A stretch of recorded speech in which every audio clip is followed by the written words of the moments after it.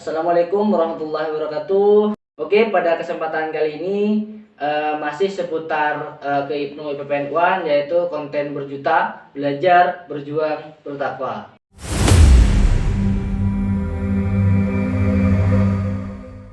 Untuk video kali ini masih dengan bintang tamu yang sama, yaitu Mbak Faiko Hasanah.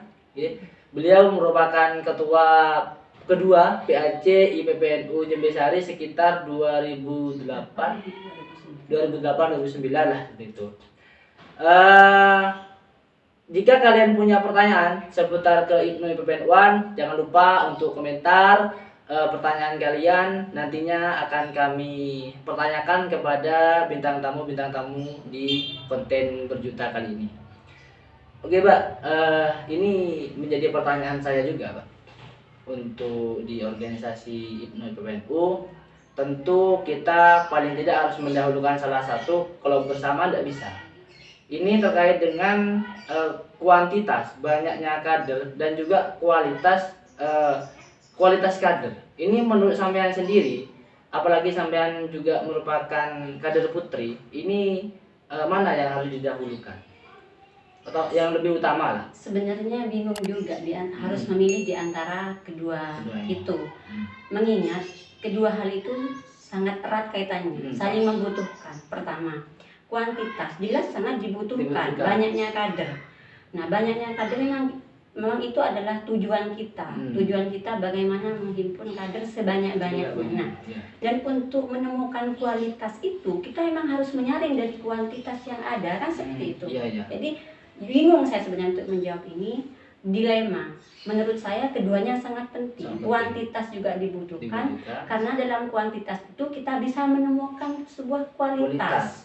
Bisa menemukan dari jumlah kader yang ada, sehingga kita bisa menemukan kader yang memang betul-betul berkualitas seperti ini. Ini ada yang membidangi ini. Nah, itu kan bisa ditemukan di kumpulan kader. Kan seperti itu gitu. Nah, menurut pemahaman saya, menurut pendapat saya, antara kualitas dengan kuantitas itu sama-sama dibutuhkan dalam hal organisasi IPNU dan juga IPPNU. Kalau di bidang lain mungkin lain lagi. Mbak, ini ada pertanyaan dari, nanti pertanyaan akan tampil ya di layar kaca. Ini pertanyaan dari Fadilah Dila, ya. Ini kalau di Ibnu IPPNU kan kalau perempuan rekanita, kalau laki-laki rekan. Ini kayaknya perempuan, namanya Fadilah Dila. Jadi pertanyaan dari rekanita Fadilah Dila. Pertanyaannya yaitu bagaimana mensiasati pelajar putri yang kesulitan izin orang tua. Apalagi ini pas ini ya untuk menjawab hal ini. Karena apa? Karena beliau merupakan kader putri juga. Tentu kan pasti merasa, mungkin ya menurut saya pasti merasakan bagaimana izin ke orang tua, bagaimana lah. Menurut sampean gimana? Sebenarnya seperti ini, itu kan sebuah permasalahan ya. Sebuah permasalahan yang selama ini dari temurun-temurun, mungkin dari sejak zaman A sampai sekarang. Hal kayak gitu memang jadi permasalahan untuk di kader putri. Namun menurut saya solusi untuk hal itu ya, permasalahan itu adalah paling tidak seniornya. Itu kan biasanya junior yang seperti itu ya. Seniornya harus membantu pemahaman terhadap orang tua. Nah, ada kalanya kader kita IPPNU tidak semua anaknya pengurus orang-orang NU, kan tidak semua. Jadi bisa jadi si orang tua belum mengerti, belum memahami apa sih tujuannya organisasi ini. Jadi cuma wajar. Setiap orang tua pasti memiliki kekhawatiran, termasuk saya seorang ibu. Jadi saya pasti khawatir anak saya jalannya kemana, bersama siapa, apakah yang dilakukan di luar sesuai dengan yang apa dia sampaikan, sesuai dengan waktu dia mau izin keluar, seperti itu. Paling tidak si senior memberikan pemahaman kepada orang tua. Bu, sebenarnya misalkan sebenarnya adik ini kegiatannya di sini bersama saya kok, Bu. Dan yang terpenting buktikan kepada orang tua bahwa apa yang dikerjakan, apa yang dilakukan di organisasi itu benar-benar. Artinya memang benar-benar di jalan yang seharusnya. Tidak ada tunggangan-tunggangan kepentingan pribadi yang memang seharusnya tidak dilakukan. Contohnya, Pak, saya ingin ada kegiatan IPNU di sini, tapi sebenarnya anaknya jalan ke ke arah yang lain yang Iya, memang iya. dia punya kepentingan pribadi yang tidak bisa disampaikan ke orang tua. Jadi hal seperti itu jangan sampai terjadi. Jadi berikan bukti kepada orang tua kalau saya memang di jalan yang benar loh Pak, saya memang di organisasi, karena bagaimanapun organisasi itu memang butuh terjun langsung. Artinya tidak mungkin organisasi IPNU PPNU hanya dikerjakan di rumah seperti sekolah-sekolah online, mungkin tidak bisa seperti itu. Jadi memang dibutuhkan apa ya, hal-hal atau momen-momen yang mengharuskan si kader putri harus keluar. Berikan pemahaman kepada orang tua yang betul dan berikan bukti kalau memang kita lo berada di jalan yang benar, yang seharusnya. Berarti ini kan tentu terkait dengan perizinan. Ketika diberi izin, maka kepercayaan orang tua dijaga. Artinya kepercayaan orang tua betul-betul dijaga, karena kepercayaan orang tua itu sebuah amanah. Sebuah amanah yang memang harus betul-betul dijaga. Artinya begitu si anak menodai sedikit saja menghadiri orang tua, maka akan timbul ketidakpercayaan lagi, apalagi sampai ada hal-hal yang tidak diinginkan terjadi.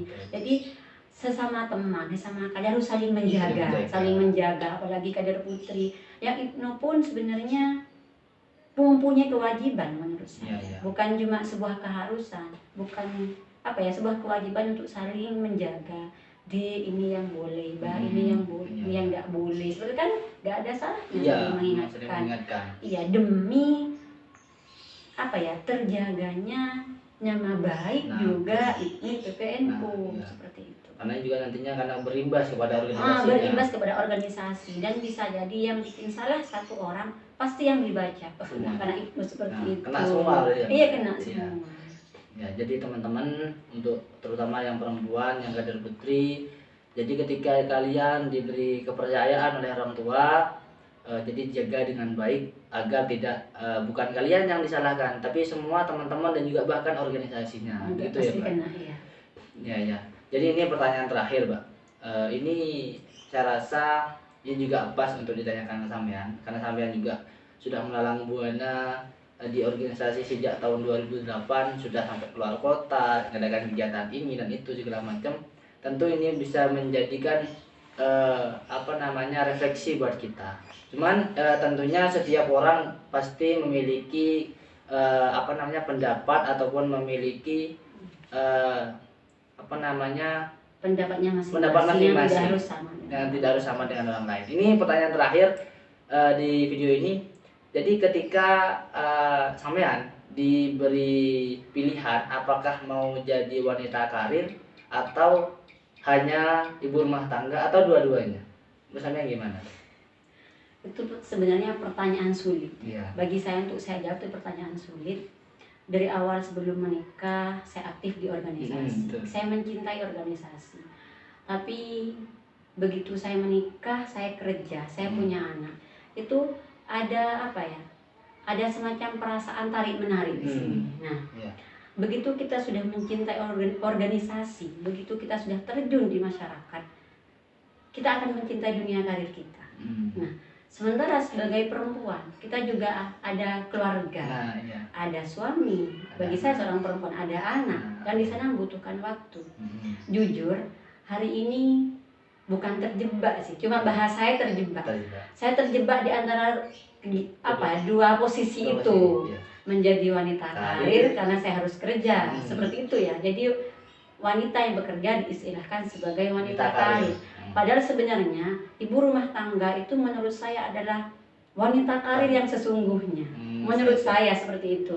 Karena dalam rumah tangga kita menjadi guru bagi anak-anak kita. Kalau mau kita hitung ya, buruh cuci boleh, chef boleh, kan, cleaning service juga boleh. Mohon maaf ya. Jadi menurut saya ibu rumah tangga itu wanita karir yang kompleks sekali. Nah, hari ini seandainya saya boleh milih, saya sebenarnya lebih ke ibu rumah tangga. Karena di rumah tangga itu sudah kompleks sekali. Hanya mungkin ada sahabat-sahabat saya, teman-teman saya, saudara-saudara saya, pendapatnya tidak harus sama. Mungkin ada saya mungkin tidak sehebat Ibu Hafifah ya, waktu itu senior kita. Ibu Hafifah itu menurut saya wow sekali bagi saya. Beliau bisa menjalankan sebagai wanita karir ya, bekerja juga sukses di ibu rumah tangga juga. Saya tidak bisa masih meneladani itu. Jadi saya kalau seandainya boleh memilih, saya lebih cenderung ke ibu rumah tangga saat sudah menikah seperti itu. Cuma kan masing-masing orang memiliki pendapat dan pilihan yang berbeda. Mohon maaf jawaban saya ini bukan saya menolak pendapat yang lebih mementingkan wanita karir. Itu kembali lagi ke pendapat pribadi saya. Pada orang yang masing-masing. Iya, ada mereka mempunyai pendapat masing-masing yang tidak harus sama. Artinya perasaan itu adalah jawaban ini mewakili perasaan saya pribadi, bukan semua wanita yang ada. Ya, jadi teman-teman, jadi jangan hanya ikut-ikutan, tapi harus bagaimana kita memiliki pilihan masing-masing yang semuanya tentu ada konsekuensinya masing-masing. Ada konsekuensinya masing-masing. Ya, entah itu mau pilih jadi wanita karir yang bekerja di kantor ataupun di mana, ataukah memilih pilihan jadi rumah tangga yang memang sebenarnya ketika dirasa ibu rumah tangga itu memang wanita karir yang komplit, semuanya ada di sana. Ngapain banyak kegiatan di sana. Kalau kita di wanita karir, mohon maaf, contohnya misalkan kita kerja menjadi seorang guru, satu itu kan, sementara di ibu rumah tangga mau sebutan berapa? Seorang ibu itu banyak sekali. Kegiatannya juga banyak. Jadi ini Mbak Faik ini juga menyampaikan bukan berarti tidak setuju dengan pilihan kalian. Ini cuma pilihannya Mbak Faik. Jadi kalian ya silakan, tapi saran saya harus bagaimana sesuai dengan pilihan kalian, hati kalian. Karena kalian yang akan menjalankan. Iya, selama masih bisa menjalani kedua-duanya itu fine aja. Dan saya masih hari ini menjalani rutinitas itu. Ya karena emang beliau juga masih menjalani dua-duanya ya Mbak, pagi kerja harus kantor, habis kantor sekitar habis duhur ya, jam 12 pulang harus kembali lagi kepada ibu rumah tangga. Harus ngurusin anaknya, harus ngurusin suaminya, karena di belakang ada keluarga. Jadi itu. Oke Mbak, terima kasih Mbak atas waktunya. Sekali lagi kalian jika ada pertanyaan baik itu untuk bintang tamu yang perempuan ataupun bintang tamu yang laki-laki seputar ke IPNU IPPN UAN, silakan tulis di kolom komentar. Nanti akan saya pertanyakan kepada bintang tamu untuk dijawab pertanyaan-pertanyaan kalian. Mungkin cukup sekian dari saya, kurang lebihnya maaf. Terima kasih banyak atas waktunya Mbak. Wallahul muwaffiq ila aqwamit thoriq. Wassalamualaikum warahmatullahi wabarakatuh.